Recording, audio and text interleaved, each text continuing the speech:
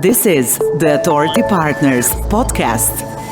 Welcome to Authority Partners podcast. I'm very excited today because my guest in the studio is true IT professional, Lady Anna Durmišević, Senior Account Manager at Authority Partners. Anna facilitates uninterrupted delivery of products and services to their clients. She has experience in applying agile practice within large projects with distributed teams. Also, she manages one of the largest accounts at Authority Partners with multiple cross-functional teams of 100+ consultants. She holds a master's degree in Management Information System and Innovation from the London School of Economics. Anna is certified information system auditor and holds 2 Scrum.org certifications, Professional Scrum Master and Professional Scrum Product Owner. Hello, Anna. Welcome. Hi, Asya. Thank you very much for the warm welcome. I'm very well, thank you. I'm really happy that we are going to talk about Scrum plus DevOps better together. What triggered you, Anna, to explore this topic? Well, to help answer this question, I need to ask you and the audience to take a moment to imagine an organization where cross-functional, business-minded team is delivering a working piece of software. Mm-hmm. And now imagine that all the work and effort in doing so flows uninterruptedly between all the parties involved. And add to that a scenario where value of work delivered is understood, measured, and reported transparently. Now, wouldn't that just be wonderful? However, yeah, it really would. But the reality is that most of you operate in an environment where business commits to customers or investors that a product or feature will be delivered on a certain date. Now, this becomes an urgent date-driven project that cannot be delayed because, well, you just made commitment to very important people, your customers, right? And any attempt to move the date often results in business telling IT, well, you're agile, how come you can't do it? I thought you can accept change and adopt to our needs. So then, of course, you add a bunch of developers who work around the clock to catch up with predetermined schedule. And they work so much that they eat up the time for testing and other important activities that are part of a delivery cycle. And because everyone is so focused on the deadline and no one wants to miss it, once the development part is done, everyone takes outrageous and in the end unacceptable and premature decisions that bypass everything past the development stage just to hit the date. Well, I'm pretty sure most of our listeners seen this movie before, and it's never pretty. Yeah, that's very true. It's never pretty. The result is unlikely to meet expectations of the business. The product is often unstable, and there's a lot of screaming involved. In fact, business is so frustrated that they end up saying how this effort was not even worth it. Mm-hmm. And little by little, as similar scenarios repeat over time, IT builds a reputation of someone who produces crappy code, is never on time, and spends a lot of money for what they do. And you see a greater gap and division between IT and the rest of organization. In fact, you start hearing all these questions such as, why should we even approve the budget this high for IT when they never deliver on time, we don't know what they're doing, and they never deliver what we want? Right. So, and I often ask myself, what is it that business and organizations want? And how do we achieve the synergy between technology and business on one side and market and its customers on the other side, so that organization I've asked you to imagine just a few minutes ago can become reality. So that you can have this cross-functional, business-minded team that delivers a working piece of software and delivers value to customers. So this kind of triggered me to explore this topic even more, because people often ask, what framework or tool do I need to use in order to achieve this level of excellence? Like, should we use Scrum, or should we use DevOps, or perhaps something else? But does it really need to be a choice? So I began exploring possibilities of combining Scrum and DevOps together to achieve this information technology excellence. So Anna, what Scrum and DevOps are in a nutshell? So Scrum is just a simple framework spanning across values and principles. And we use this framework to govern complex software development. Scrum puts a great emphasis on what is happening during the time-boxed event of a sprint. But Scrum is not a prescriptive methodology. It does not tell you exactly what to do or how to do it, or how your process should look like. In fact, Scrum only defines minimum requirements that need to be fulfilled in order to use it. So it tells us what we need to have at minimum, but it does not restrict us from adding more to it. DevOps, on the other hand, is about value stream, which is the flow of processing customer request into tangible outcome from one element in the system to another. And in complex systems such as large enterprise solutions, a change in one element will have impact on another element. And DevOps is also about system thinking that views this value stream as a whole together rather than looking into separate phases. So DevOps is concerned about how work gets into the development and how the work gets delivered to the customer. And it also introduces an important concept of lean thinking, which is about reducing waste in this value stream. So our goal is to eliminate anything that does not add to the value of the product. And common ways that we can all think of are defects, waiting time, technical debt, over-engineering, etc.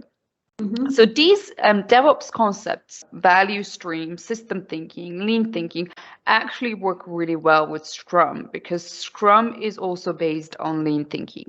And with this premise, it's not, and with a notion that Scrum is not a prescriptive methodology and that it only kind of defines these minimum requirements, it's not unusual to include additional practices that will optimize the flow of work. And DevOps is the practice that I want to combine with Agile to achieve this information technology excellence.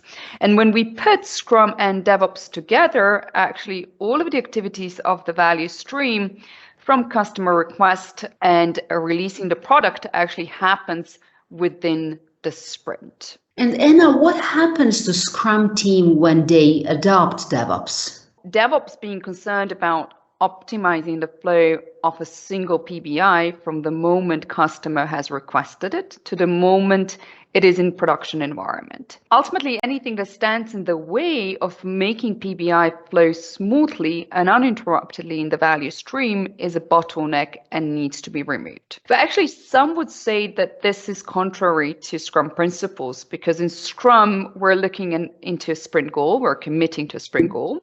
And we only deliver to production after sprint review. While there's nothing wrong with this reasoning, actually a great Scrum team will move away from this conception and will adopt a flow-based model. And they will have a different nature of sprint planning where enough work is forecasted for the next couple of days and more work emerge as long as we don't jeopardize the sprint goal. And actually, nothing in a Scrum tells you that you can only deliver after a sprint review. A sprint review is an opportunity to inspect the increment and to get the feedback, and then to adapt and improve if needed. But there isn't anything stopping us from releasing to production more often, multiple times during the sprint or multiple times during the day. And actually, if Scrum team adopting DevOps does that, this means that they had gone above and beyond minimum standards and requirements kind of prescribed by Scrum. Also, Scrum team applying DevOps will have a different nature of work than the team that does not apply DevOps. And not only that, actually, the team composition will be different. Per Scrum, development team consists of professionals who deliver potentially shippable increment at the end of a sprint. And we often tend to think of this group of people as a group of engineers. With the recent changes in Scrum Guide, there is a perception an intention to change this perception. But still, it kind of in our nature is to think of this group as a group of engineers. But when Scrum team adopt DevOps, team composition includes everyone, but is not limited to business analysts, UX, UI designers, people from operation, etc. So we're bringing in some different roles other than engineering into this group, and they work together as a single coherent unit, and they all have the same goal of delivering value to the customer. And also, Scrum team adopting DevOps will have a more ambitious definition of done. It's simply more ambitious because we want to release to production environment more often, and we want to increase availability, reliability, and quality of the product provided. Sounds really good and really a great concept. But how do you implement DevOps beyond Scrum team? To understand this, we need to dive a little deeper into three main pillars of DevOps, so-called the three ways, where the first way is about optimizing flow. The second way is about amplifying feedback. And the third way is about experimentation and learning. And now, will you guide us through I am. Ways? Yeah. Great. Thank you. So the first way is actually about optimizing flow of work through our value stream, from the moment the customer has requested the work to the moment it is in production. And actually, there are several ways that can help us move faster through the value stream. And I'd like to start with making work in progress more visible. Actually, we often talk about IT and manufacturing in the same context, in a sense that delivery of software is something like a production line. And in fact, that's very true. And DevOps resides in many principles from Lean that has its root in manufacturing. But there is one clear distinction between IT and manufacturing. In physical process, the work is visible, and you can see where your production line is slow or where the work is being stuck. So unlike in production, when work cannot be moved from one unit to another, you see that because it's right there in front of you. It cannot physically be moved. In IT, when you need to move work from one group to another, from one unit to another, you just need to raise tickets, and you can raise thousands of those tickets, but none of that is visible, right? Right. So we need to find a way to make work in IT visible somehow. And the best way to do this is obviously to use visual boards that are, I believe, very well known to our audience, like Sprint Planning Board, that can show work on either physical or electronic cards. But why is this important? This is not just for the sake of visual presentation, but it's to help manage the work and move it faster from the moment it was requested to when it's released. And we can also measure a lead time from when the work is received and added to this board to when the work is done and moved to production.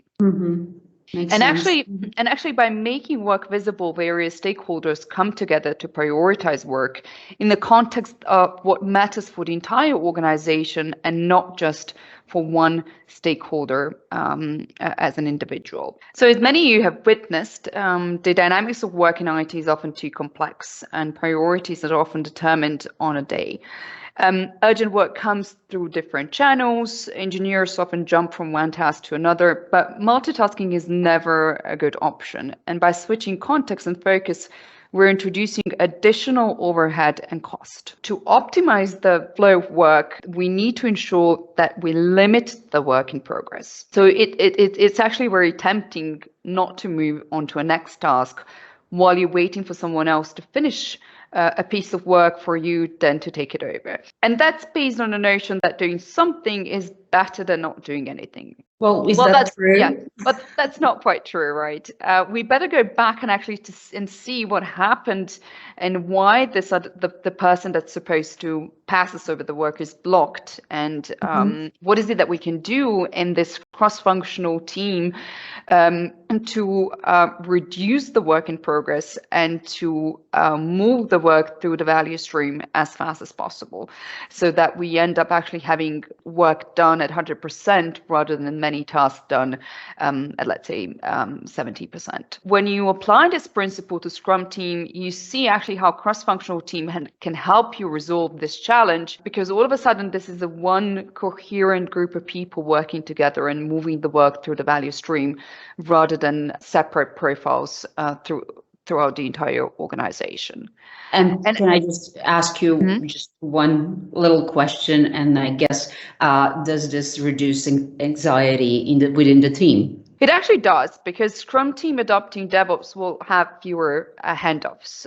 Because unlike before, where work would travel and be handed over from one unit to another, from QA to operations, etc., you now have a cross-functional team that's delivering value to the customer themselves, not being dependent on others. And this consequently, this reduces the waste time and is helping us move faster through the value stream. It actually fosters this culture of a cross-functional team that works really well together and is not dependent on someone else. And it actually has all the core competencies to help us move through the value stream fast and deliver value to customers fast. So it ultimately does add to a satisfaction level of the team and help reduce anxiety and all the noise around the team. And also another important aspect of this first way that DevOps introduces is to work in small batches. So why is this important? We can think of a batch as being a piece of code. The larger it is, the more complex it is to manage, because the more complex it is to review, the more complex it is to deploy. And production errors will be much harder to detect and fix. So we definitely want to be working in small batches in order to move through this value stream fast. And actually equally important to this reduced number of handoffs and to working in small batches is to focus on identifying and elevating constraints in our value stream. Now, we all have this one person in IT that's a go-to person for everything. So all escalations go to him or her, and this person is the fastest to solve it. They do the best, and we always go to them when something important happens. But this is just not sustainable. And we must elevate these constraints by focusing these people to absolutely critical tasks and by passing other tasks to everyone else. Well, that's pretty much same in almost every industry, right? That's very true. But similarly, you may also identify that besides professionals who are constraints in your environment, you may find that environment and code deployments are a constraint, because to achieve this possibility of moving fast through the value stream, you need to have environments on demand, and you need to be able to deploy as many times as you like. And for that, you need automation. And also, for example, you operate in a tightly coupled architecture, you cannot achieve on-demand deployments. You have to elevate these constraints by moving towards more a decoupled architecture, so there is a separation of concern and changes can actually be applied safely and independently to other parts of the system. And therefore, this would increase overall productivity and lead time through our value stream. And Anna, what about the second way? What is the focus of the second way? Right. Now, the second way is about amplifying feedback, but this time we're looking at the other way around, from when the product is in production to back to the beginning of our value stream. So we're going backwards. When we have fast feedback loops, we can immediately see effects and results of our actions. So for example, a developer commits code into version control and automated tests are run in production-like environment. We can immediately see the outcome and have assurance that a code and environment operate as desired, and that code is always in shippable and deployable state. Also, to help increase these feedback loops, automation enables us to discover issues quickly in a matter of minutes. And when this happens, we can immediately apply the fix and learn from the mistake that happened. On the other hand, if testing, for example, happens much after the development and issues are discovered, let's say 4 or 6 months later, no one will be able to recall what happened, why the defect was introduced, nor will be able to make the link to what caused it. So they would not be this learning moment of understanding what has introduced the issue, so we don't repeat the same mistake again, right? So the key thing here is that with fast feedback loops, we ensure that issues are fixed as we go, that we mobilize whoever we need to resolve the issues, and that we don't allow for technical debt to be built and accumulated. Mm-hmm. And because everyone takes ownership of their piece of work together with this automation, we can uncover problems long before they reach our customers. And not only is this approach faster and less costly in terms of money, but it's actually making everyone a lot happier about their work. And also, daily Scrum actually serves as a crucial feedback loop. We may not think about it that way, but it actually is a very important ceremony in a day that amplifies this feedback that second way in DevOps introduces. Also, pair programming and code review are important aspect in terms of a feedback loop, and that's not about two people doing programming together, but it's about live feedback on how one's code will look like in production. Mm-hmm. And actually, a Scrum team adopting DevOps will have a very different nature of feedback loops. And this is simply because the product is already in production even before the sprint review is held. Now, that being the case, we can have the holistic view, and whole business and a team is able to give a more meaningful feedback and judgment about the product in the market. And continuous integration, build and deployment, automated test use can enable us to release fast and get this feedback fast. So we really want to emphasize the importance of moving through the value stream very fast so that we get the feedback even faster. And we want to focus on actually releasing a minimal viable product. Otherwise, if we were to wait to perfect the product to the final finish, that would take simply too long, and it would take a lot of time before we receive valuable feedback. So the key thing is to focus on minimal viable product and move through the value stream as fast as possible to get the feedback. I'm sure our listeners would like to hear some of examples from your side. So do you have any example of feedback from customers and MVPs? I actually do. I was once witnessed a situation where a delivery team was working on web application, and their product owner was so concerned about not showing it to anyone before it was perfect, right? Until every button needed to be where it's envisioned to be. It had to be the right color and everything, right? And by the time it got to be reviewed by business, it was evident that it was too late, right? So that it was evident that there were huge gaps in understanding of what business wanted and kind of how the product owner and delivery team interpreted this. And because everything happened so late in a game and escalated to a great extent now, business was then dictating changes that need to be applied before it reaches customers on a notion that business understands customers the best. They know what they want, they know what they like, and they know what they don't like, etc. A huge mistake, right? Once the product finally got into the hands of customers, it was a complete disaster. Not only did they not like it, but they found some features completely confusing, some were useless, they didn't like the design, etc. So in this whole process, no one ever spoke to customers, and no one ever talked and got feedback from customers. So we're so focused on perfecting the product and on incorporating what business believed were wishes of the customers and what customers would like. Everyone was so focused on that, but no one ever talked to customers, right? So it took us a really long time to move through the value stream and get the feedback from customer. And once the feedback was received, it was so different from what everyone had thought, right?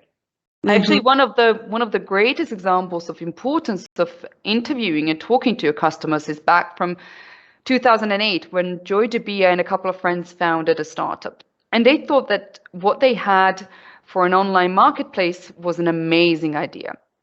But somehow revenue numbers didn't show the same. They were simply making $200 a week, which was not nearly enough. So founders were desperate and wanted to turn their business around before it was too late. So they stopped all the engineering work. They left the office and they went to talk to their prospective customers. And they interviewed them.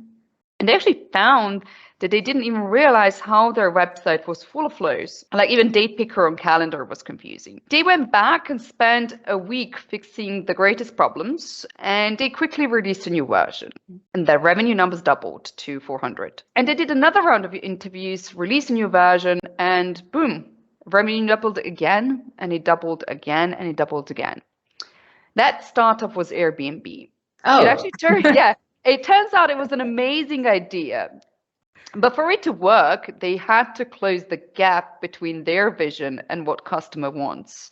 And talking to customers and releasing new version fast enough was key to their success, but actually the key to success of any organization today. well, that's really amazing story. It's really, I really like, Well, let's then dive into the third principle. Yeah, so the third way is about creating and nurturing a culture of experimentation and learning. And actually, if we take a look at Scrum principle, it's all about continuous learning. Scrum is based on this empiricism that asserts how knowledge comes from experimentation and making decisions based on what is known. And in DevOps, everyone works together to ensure that the product is valuable and that it meets the business goal. And in a blameless environment, any politics of personal agendas and working in silos is eliminated.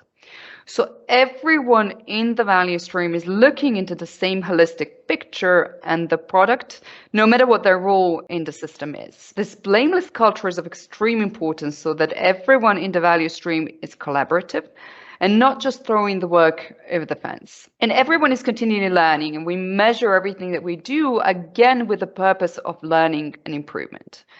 And actually, when things go wrong, we do meaningful and blameless post-mortem, where we focus on understanding how the issue happened and how we can prevent it from happening again. So the purpose is not to actually blame anyone or point fingers at one another, but to reinforce the culture of learning and ownership and therefore improvement. So Anna, what can organization or teams do to implement some elements of what you're talking about? There is no one size fits all, and there is definitely no silver bullet. Every organization may have a different approach to adopting Scrum and DevOps, and some will be more successful than others. But there are some practices that can help us adopt better Scrum and DevOps. You definitely want to start small. Start with a small product, build a small but cross-functional team with shared goals. And this will immediately reduce the number of handoffs that would otherwise increase the wait time and would reduce the ownership and accountability. And I actually often like to think of this DevOps transformation as evolution, something that happened gradually and not a big bang. Our brain's working memory can only handle 3 to 4 chunks of new information at a time. And actually learning something new is tiring. And until this new skill becomes a common practice and moves to a different compartment of our brain, it continues to be a challenge. So you want to start small and gradually with integration of DevOps into your Scrum teams. You also want to identify and elevate constraints through end-to-end automation, use of cloud providers, integration of security practices, etc. And this will not only help you do things faster and enable higher productivity, but it will actually help you focus on things that really matter to customers and that are valuable. And how does this relate to findings of the study you talked about? Well, actually, Accelerate State of DevOps report found that elite performers, in fact, deliver in small batches. They operate in a loosely coupled architecture, They use continuous integration and testing, automation, and they elevate constraints by adopting hybrid cloud or multi-cloud providers that allow them to excel in the deployment frequency, lead time to change, time to recover, change failure rate, and reliability. Scrum and DevOps 3 ways. Actually, study also shows that elite performers rely on cloud providers so that physical and virtual resources can be dynamically assigned and reassigned on demand. Interestingly, study reveals that elite performers excel at implementing security practices.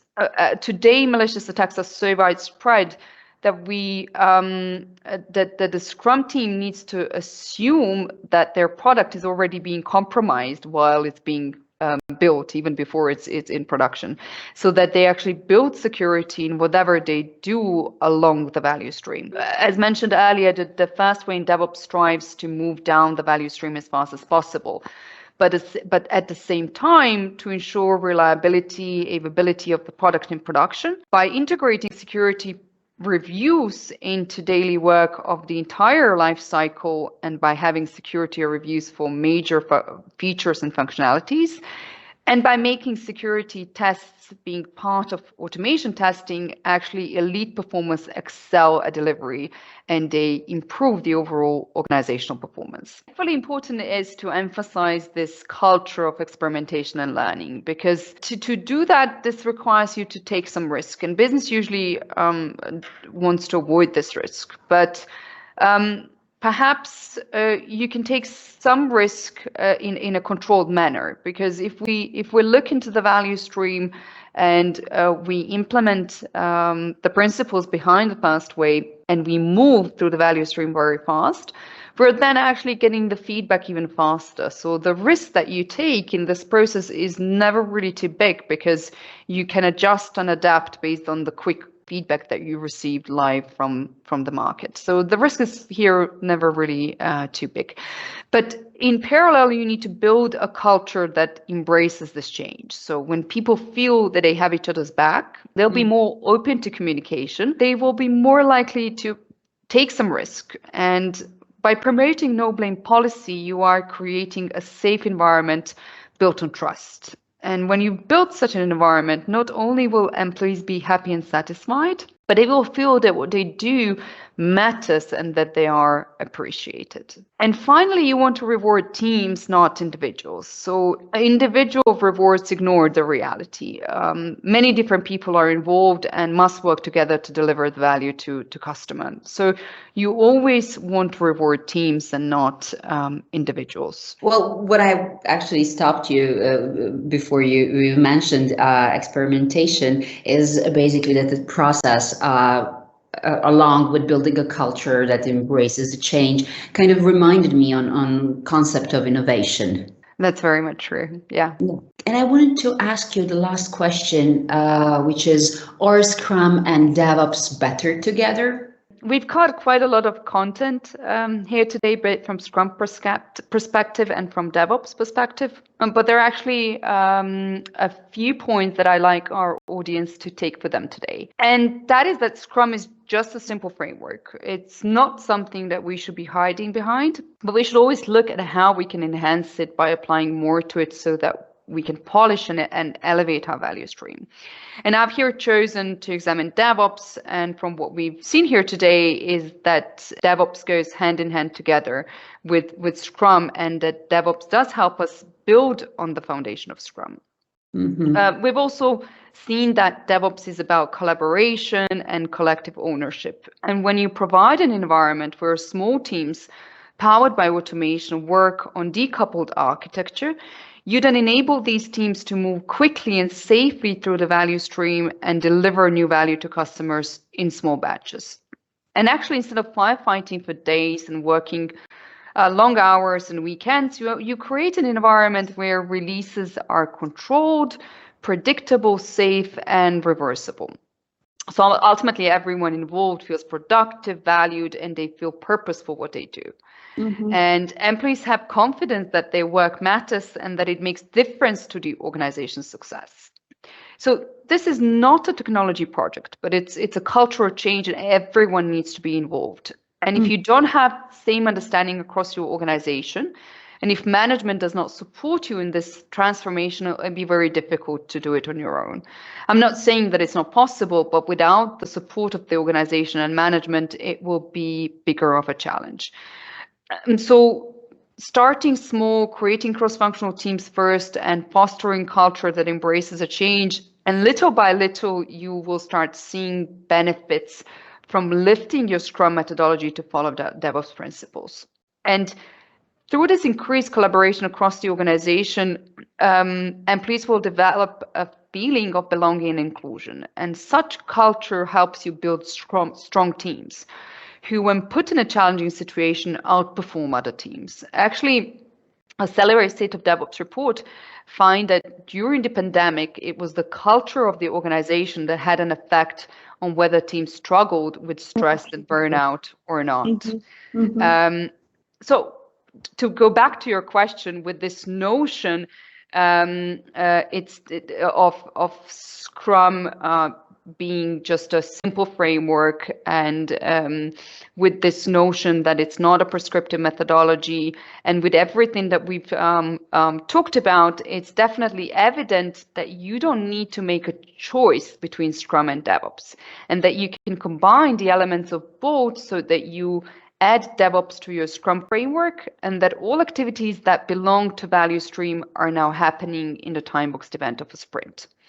And everything we've talked about today actually testifies to the fact that Scrum and DevOps are better together. In fact, Scrum on its own will not help you become this elite performer, but Scrum and DevOps together will. Well, Anna, thank you so much for being with us today, and thank you for a deep dive into this very interesting subject. I'm sure our listeners will learn a lot from this podcast and replay it many times. Thank you, Asya, so much. Thank you for having me. It was really wonderful talking to you. Thank you for listening to Authority Partners podcast. Stay tuned for the next episode.